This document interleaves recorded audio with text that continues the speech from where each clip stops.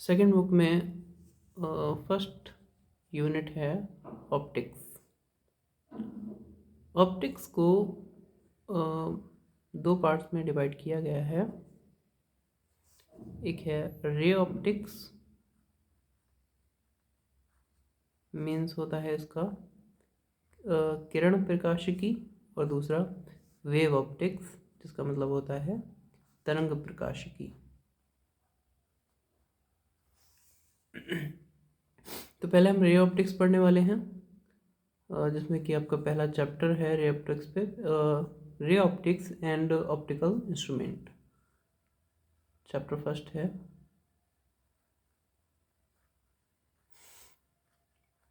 Ray optics and optical instruments.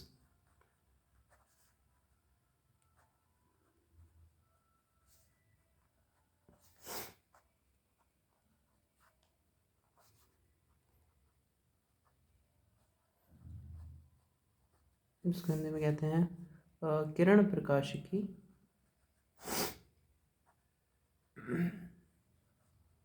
एवं प्रकाशिकी यंत्र।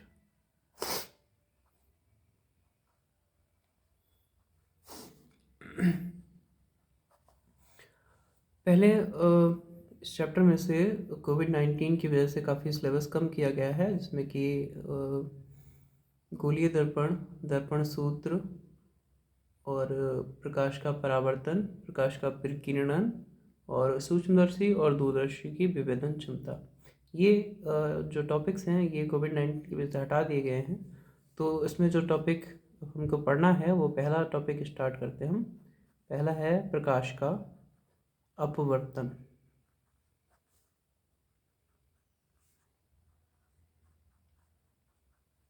प्रकाश का अपवर्तन, जिसे इंग्लिश में कहते हैं रिफ्रैक्शन ऑफ लाइट।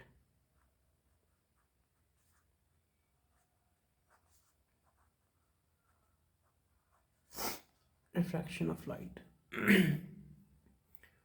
तो प्रकाश का अपवर्तन क्या होता है? प्रकाश के एक मीडियम से दूसरे मीडियम में जाने की जो घटना होती है, इसी को हम कहते हैं प्रकाश का अपवर्तन। सपोज ये एक माध्यम का सीमा पृष्ठ है जो दो माध्यमों को अलग कर रहा है। सपोज इस पृष्ठ, ये जो लाइन है, इसके ऊपर जो माध्यम है वो वायु है, और ये जो लाइन है इसके नीचे जो माध्यम है, सपोज मान लेते हैं ये कांच है।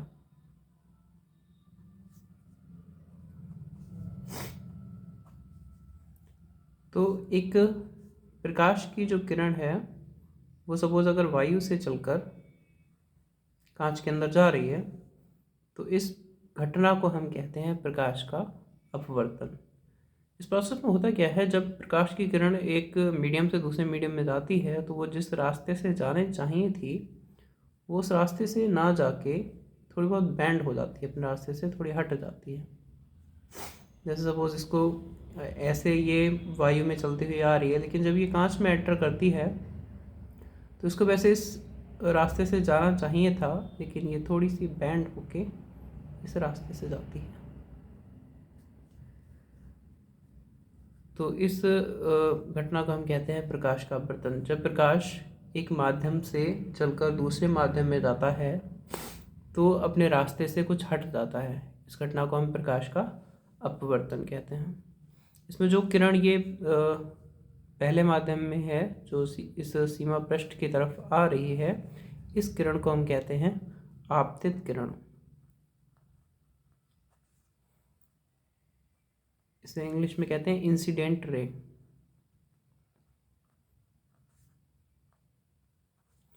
और जो किरण ये अपवर्तित होकर थोड़ी सी मुड़ गई है, इस वाली किरण को हम कहते हैं रिफ्रैक्टेड रे, रिफ्रैक्टेड रे, या फिर अपवर्तित किरण।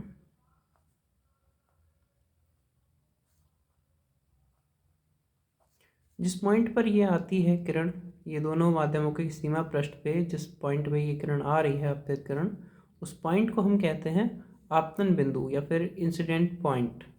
और इस पॉइंट पर अगर हम एक लंब खींच दें, जो कि जो सीमा पृष्ठ है उस पर लंब हो, तो इस लंब को हम कहते हैं अभिलंब।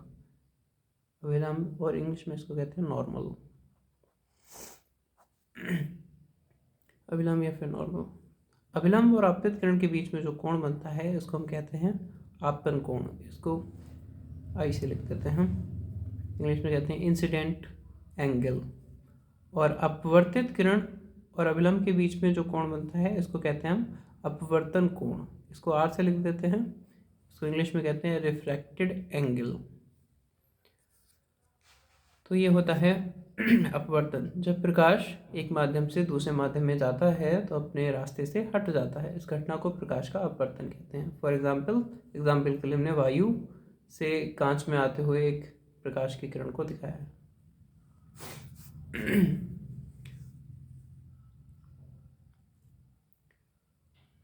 अब प्रकाश के अपवर्तन के नियम अगर हम देखें तो ये दो नियम होते हैं।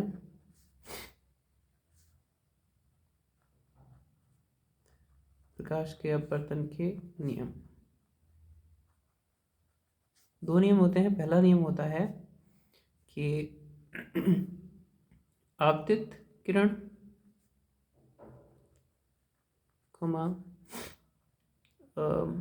अपवर्तित किरण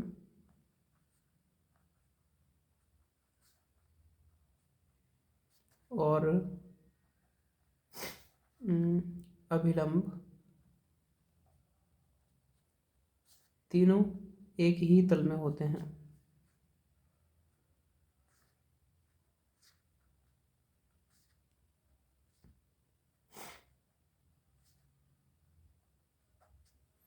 और दूसरा नियम होता है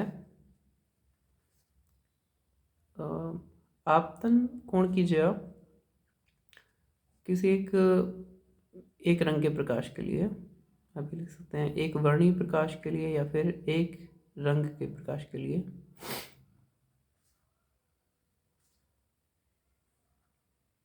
एक रंग के प्रकाश के लिए, जैसे सपोज अगर लाल रंग है तो लाल ही पूरा होना चाहिए, उसमें बहुत सारे कलर मिक्स ना हो, एक सिंगल कलर होना चाहिए, red colour, yellow colour, green colour, कोई भी एक सिंगल कलर हो। तो उस एक रंग के प्रकाश के लिए आपतन कोण की जो ज्या होती है, आपतन कोण की ज्या साइन को कहते हैं। और आपतन कोण की ज्या है तो इसको क्या लिखेंगे हम, साइन आई। तथा अपवर्तन कोण की ज्या, अपवर्तन कोण को आर से लिखते हैं तो उसकी ज्या क्या हो जाएगी, साइन आर। इन दोनों का जो अनुपात होता है का अनुपात सदैव नियतांक होता है।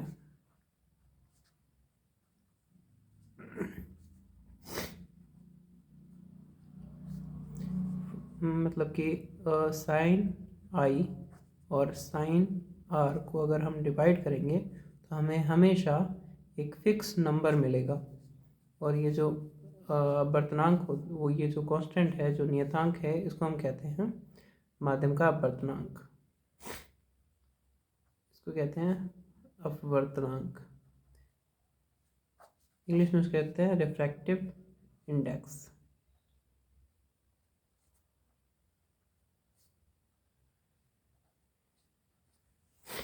रिफ्रैक्टिव इंडेक्स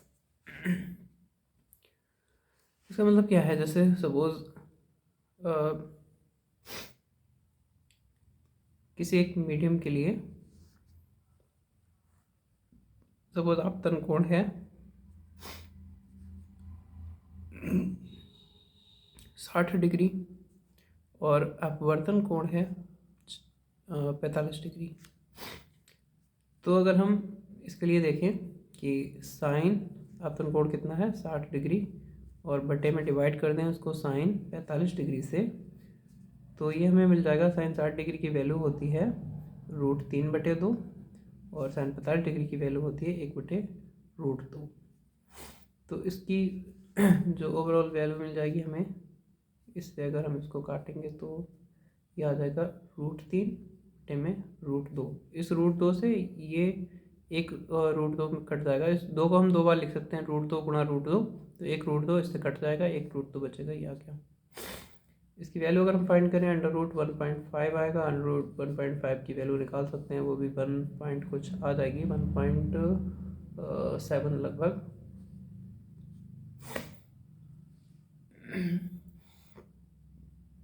सेवन या उससे थोड़ी कम आएगी, अप्रॉक्स जो भी आएगी 1 पॉइंट कुछ आ जाएगी, जो भी वैल्यू आएगी 1 पॉइंट कुछ वैल्यू इसमें आ जाएगी।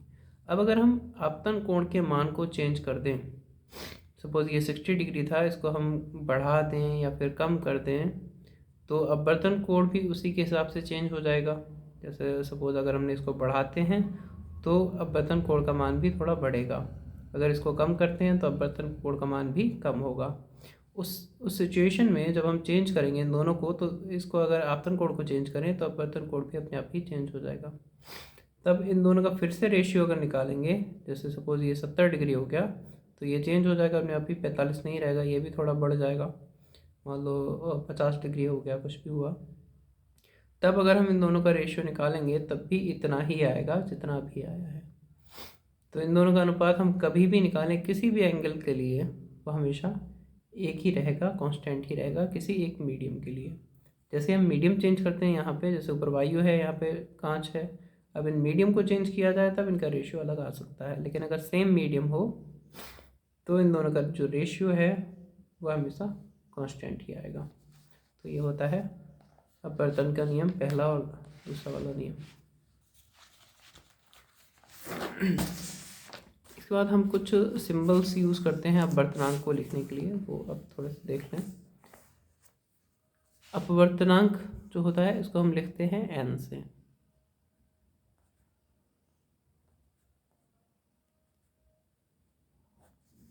अपवर्तनांक को हम n से लिखते हैं, इसको इंग्लिश में कहते हैं रिफ्रैक्टिव इंडेक्स। लेकिन जो अपवर्तनांक होता है ये हमेशा ही दो माध्यमों के बीच में देखा जाता है, इसको हमेशा ही हम दो माध्यमों के बीच में देखते हैं। तो किन दो माध्यमों के बीच में देख रहे हैं ये बताने के लिए इसके नीचे कोई सिंबल्स बना देते हैं, जिससे हमें ये कंफर्म हो जाए कि ये किस दो माध्यमों के लिए देखा जा रहा है। तो जैसे अगर सपोज कहीं लिखा है ANG, तो A हम यूज़ करते हैं वायु के लिए, A मतलब होता है एयर, G मतलब होता है ग्लास, और W मतलब वाटर, और L यूज़ करते हैं लिक्विड के लिए, D यूज़ करते हैं डायमंड के लिए। तो ANG लिखा है, इसका मतलब क्या है, इसको हम पढ़ते हैं वायु के सापेक्ष कांच का अपवर्तनांक।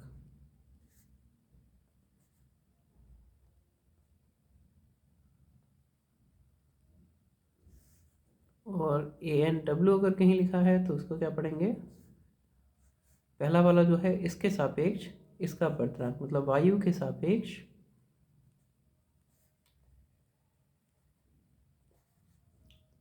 जल का अपवर्तनांक।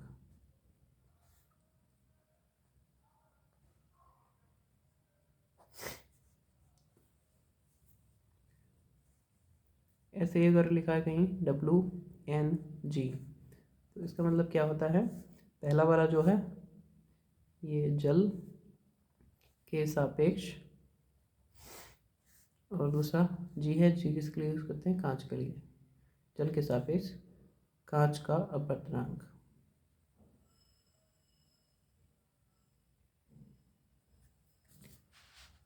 तो ये कुछ सिंबल्स हैं कि किस तरीके से हम अपवर्तनांक को लिखते हैं एक माध्यम से दूसरे माध्यम के लिए। माध्यम जो होते हैं इनको हम दो तरीके से बांट सकते हैं, दो तरीके से डिवाइड कर सकते हैं इनको। एक माध्यम को हम कह देते हैं सघन माध्यम, और दूसरे माध्यम को हम कह देते हैं विरल माध्यम।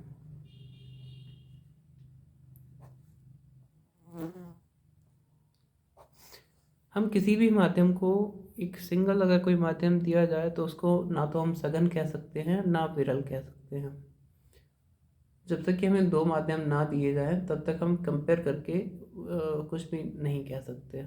अगर हमें दो माध्यम दिए हैं तब उनकी कंपेयर करके हम कह सकते हैं कि हाँ ये वाला माध्यम सघन है और ये वाला माध्यम विरल है।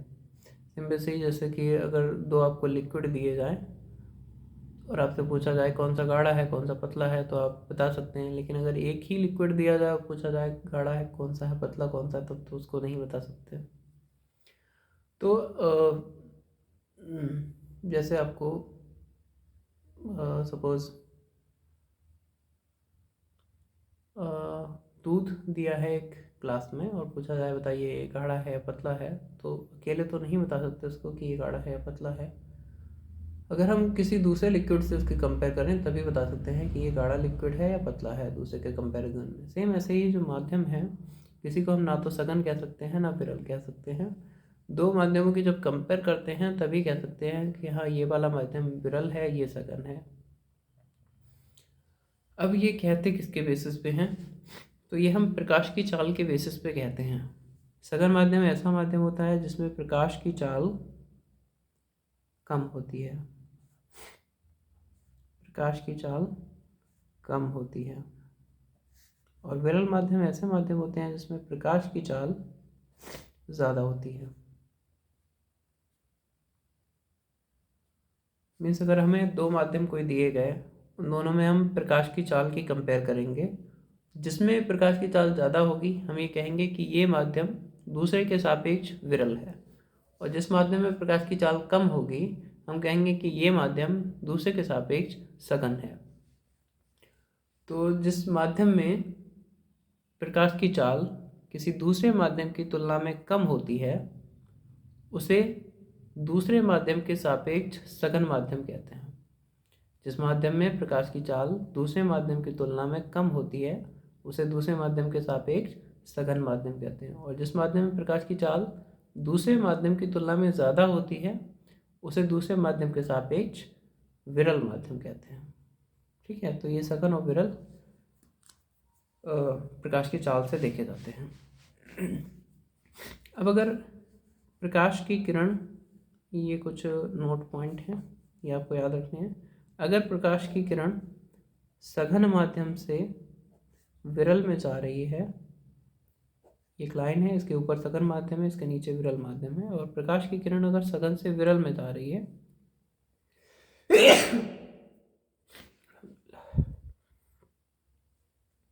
तो ये अभिलंब से थोड़ा दूर हट जाती है, मतलब इस रास्ते पे इसको जाना चाहिए था लेकिन ये इस रास्ते से ना जाके थोड़ी सी दूर हट जाती है अभिलंब से। तो ये आपतन कोण होगा और ये अपवर्तन कोण होगा, मतलब इस कंडीशन में अपवर्तन कोण का मान आपतन कोण से ज़्यादा होता है। और दूसरा कंडीशन, अगर प्रकाश की किरण विरल माध्यम से सघन माध्यम में जा रही है तो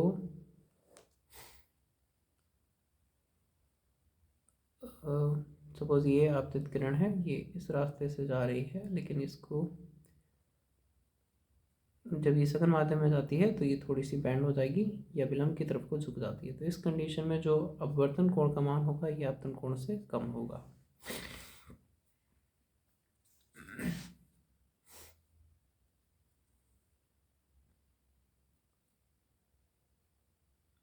जैसे जैसे माध्यम के कण पास पास आते हैं वैसे वैसे वो सघन होता जाता है। जैसे अगर आप इमेजिन कर सकते हैं जिस माध्यम में कण दूर दूर होंगे वो विरल माध्यम होगा, जिसमें कण पास पास होंगे वो सघन माध्यम होगा।